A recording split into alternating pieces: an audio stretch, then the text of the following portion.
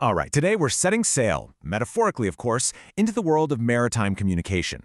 We're going to uncover this incredible hidden language of flags, lights, and sounds that has, no joke, saved countless lives on the high seas. It's called the International Code of Signals. Okay, so just imagine this for a second. You're out on the open water, your vessel's in serious trouble. The radio? Totally dead.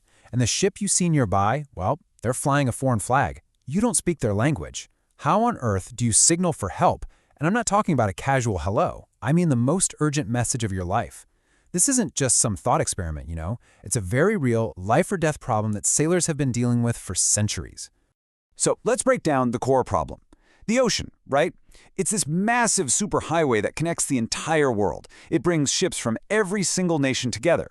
But, and this is the big but, that amazing global meeting point also created a really dangerous communication barrier. Think about it. For hundreds of years, if your ship was in trouble, there was just no guaranteed way to talk to a potential rescuer if you didn't speak the same language. A super simple request like, "We need a doctor," or a critical warning like, "We're on fire," could just get completely lost in translation. And the consequences, well, they could be absolutely tragic. So what was the fix? Well, the solution was actually pretty elegant and honestly kind of revolutionary. The idea was to create a single, universal language that absolutely anyone could understand, no matter what their native tongue was. And that brilliant solution, that's what became the International Code of Signals. Now, this whole system didn't just appear overnight, not at all. The code actually evolved over more than a century. It all kicked off with a British-led effort way back in 1857, mostly because global trade was booming and they needed a better system. From there, it was expanded, it was tested through 2 world wars, and eventually it got simplified into the modern streamlined system we use today. It's really a fantastic example of international cooperation. And the mission of the code is crystal clear. Look, it's not meant to replace just talking to someone in plain language. Instead, it's designed to be the ultimate bridge for when plain language fails. Its main focus, its whole reason for being, is the safety of navigation and, most importantly, the safety of people. And this right here, this is the real genius of the modern code. It's not like a regular alphabet where you have to spell everything out letter by letter. No, each signal, whether it's just one flag or a combination of them, represents a complete, distinct thought. Think about it. There is absolutely zero room for confusion when a message has to be understood instantly. Okay, so how does this whole thing actually work? Let's get into it. We're going to start with the most iconic part of the code, something you've probably seen before even if you didn't know what it was. Those vibrant, colorful signal flags you see on ships. So these flags are basically the building blocks of the whole system. A full set has 26 square flags for the letters of the alphabet and 10 of these tapered flags called pennants for the numbers. But here's the cool part. Their power isn't just about spelling things out. A lot of these flags, all on their own, carry a really important specific meaning. Take this one, for example.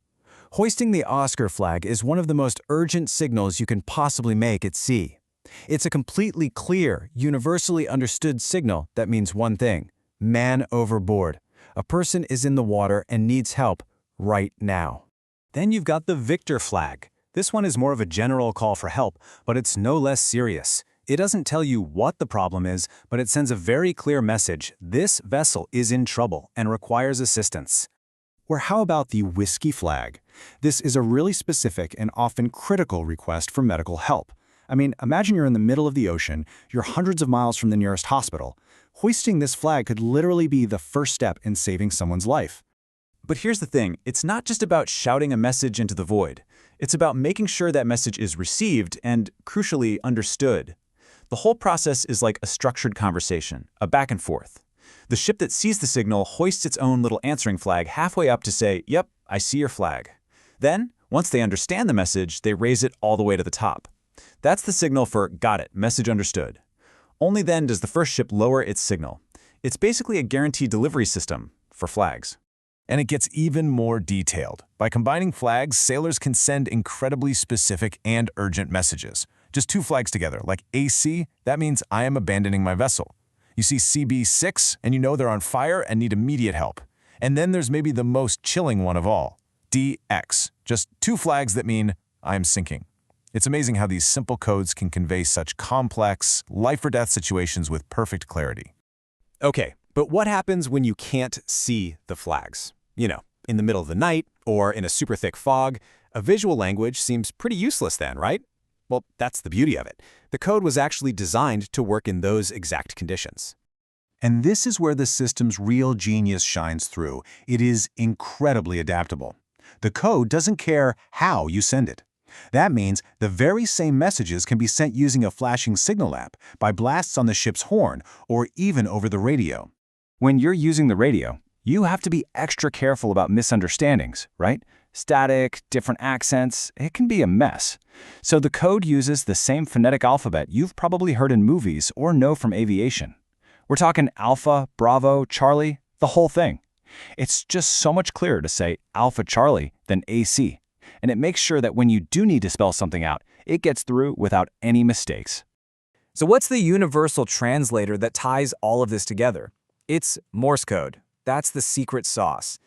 Whether it's a sailor using hand flags, a signal lamp flashing lights, or a ship's horn blasting out sounds, they're all speaking the same underlying language. SOS is always 3 short signals, 3 long signals, and 3 short signals. Again, it doesn't matter if it's dots and dashes, flashes of light, or blasts of a horn. Okay, so all this history and all this clever design is really fascinating stuff, but it does bring up a really important question, especially for us living in this super high-tech, hyper-connected world. I mean, really, in an age of satellite phones and GPS, why on earth do we still need flags and flashing lights? We've got instant global communication in our pockets.